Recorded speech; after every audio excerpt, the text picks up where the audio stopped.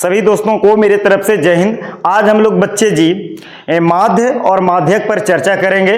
Objective सवाल आएंगे तो कैसे हम लोग 5 सेकंड 10 सेकंड में करेंगे, आइए इसको बनाने का समझ है ना प्रयास करते हैं हम लोग। पहला चीज है माध्य। माध्य को अंग्रेजी में मीन कहते हैं और दूसरा है माध्यक जिसको मीडियन कहते हैं। और फिर अगले वीडियो में मैंने आपको बहुलक और परिसर का वीडियो बना दूंगा, ठीक है। तो चलिए पहले सवाल को देखते हैं। पहला क्वेश्चन है कि 2 3 1 4 5 3 8 6 इस सब का क्या निकालिए, माध्य निकालिए। तो देखिए भैया माध्य निकाल लिए या इसी को हम लोग एक औसत के भी नाम से जानते हैं, ठीक है। एवरेज भी बोल सकते हैं, कोई दिक्कत है। माध्य और औसत में कोई अंतर नहीं होता, एक ही होता है।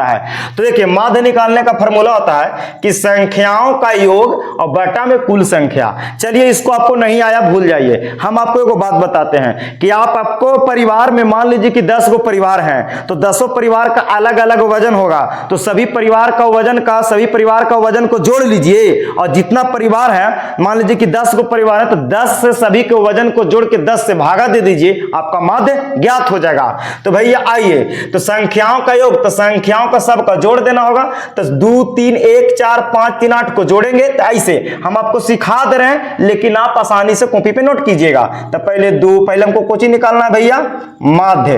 तो माध्य बराबर हो जाएगा 2 + 3 + 1 + 4 + 5 + 3 + 8 + 6 और बटा क्या गो संख्या है तो जोड़ लीजिए 1 2 3 4 5 6 7 8। तो 8 से भाग देंगे तो सबको जोड़िए। तो भाई देखिए 6 और 8 14 14 और 3 14 और 3 17 17 5 22 22 4 26 26 और 1 27 27 और 3 30 30 और 2 32 और बटा में 8। तो 8 चौके 32। ये भैया यहां से माध्य मेरा कितना आ गया, 4 मेरा आंसर हो गया। क्या निकल गया, माध्य। तो इस तरीका से जितना भी संख्या रहेगा सबको जोड़ देना है और कुल संख्या से भाग दे देना है, आपका काम हो गया। अब समझते हैं माध्यक मीडियन। देखिए जो भी संख्या दिया रहेगा उसको सबसे पहले क्या करना है कि आरोही क्रम में लिखना है, असेंडिंग ऑर्डर में लिखना है। आरोही क्रम में छोटा से शुरू करते हैं, बड़ा की ओर बढ़ते हैं धीरे धीरे। तो इस सारा संख्या में सबसे पहले छोटा कौन होगा, 1। तो 1 लिखिए। इससे 1 से बड़ा कौन होगा तो 2। तो 2 लिखिए। 2 से बड़ा 3। 3 से बड़ा कौन है, 4 नहीं है तो 5 होगा। 5 से फिर बड़ा 6। 6 से बड़ा 7 और 7 से बड़ा 9। तो सबसे पहले हम जो संख्या देगा उसको हम आरोही क्रम में सजा लेंगे। आरोही क्रम में सजाने के बाद पहले संख्या को गिनिए कि क्या गो है, 1 2 3 4 5 6 7 गो है, यानी 7 गो संख्या है। तो 7 जो है वो विषम संख्या हो गया।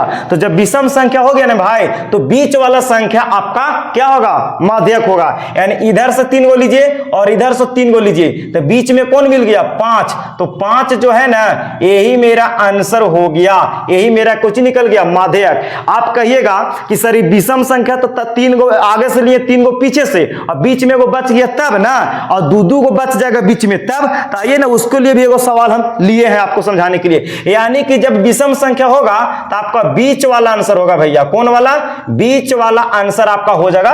कब, जब आरोही क्रम में सजा दीजिए, बीच वाला जो होगा वही मेरा आंसर हो जाएगा।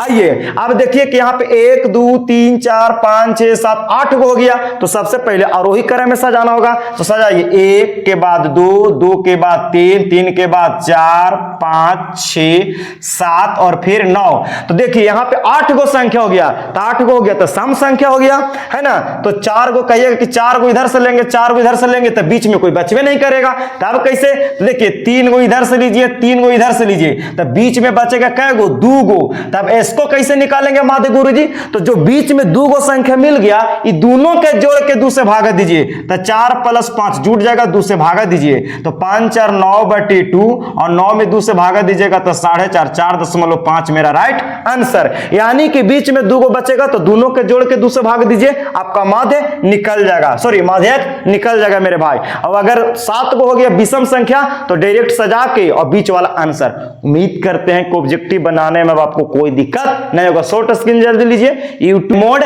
और परिसर निकालना सीखेंगे। बहुत से ऑब्जेक्टिव सवाल आते हैं रेलवे में और ऐसे 9th 10th में भी आते हैं। चलिए समझते हैं। तो बहुलक को अंग्रेजी में मोड कहते हैं, परिसर को अंग्रेजी में रेंज कहते हैं। तो बहुलक कैसे निकालेंगे, परिसर कैसे निकालेंगे, पिछले वीडियो में मैंने आपको माध्यक और कोची माध्य निकालना सिखा दिए थे।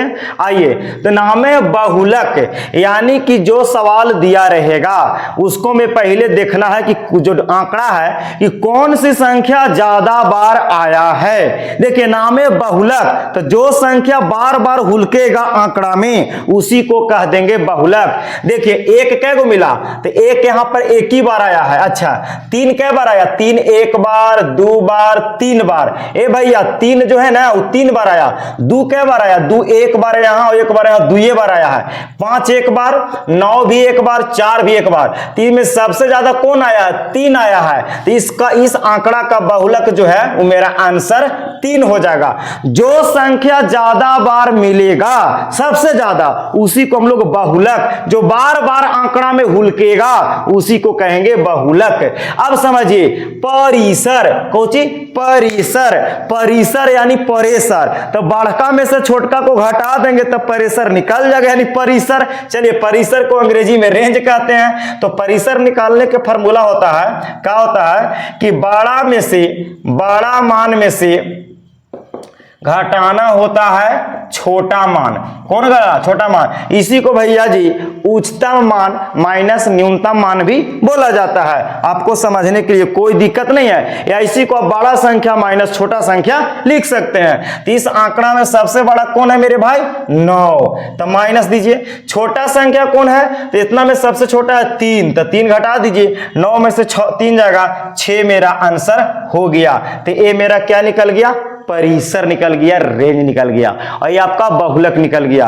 तो इस टाइप के सवाल को हम लोग आसानी से कर सकते हैं, और जिसको जब पता नहीं रहता है तो बेचारा बकाता है कि सर कैसे होगा। जानने की जरूरत है, मैथ इतना बहुत बड़ी चीज नहीं है मेरे भाई जितना कि लोग आज सोचते हैं कि भारी है। आपको समझाने वाला चाहिए बच्चों, और आपको थोड़ा सा मेहनत करके समझना भी पड़ेगा, ठीक है। और जब भागिएगा डर से तो आपको भागते रहना पड़ जाएगा फिर, इसलिए डट के सामना कीजिए को कि क्या कह रहा है। कोई भी चीज को जब तक समझिएगा नहीं, बुझिएगा नहीं, तो कुछ नहीं होने वाला है मेरे भाई।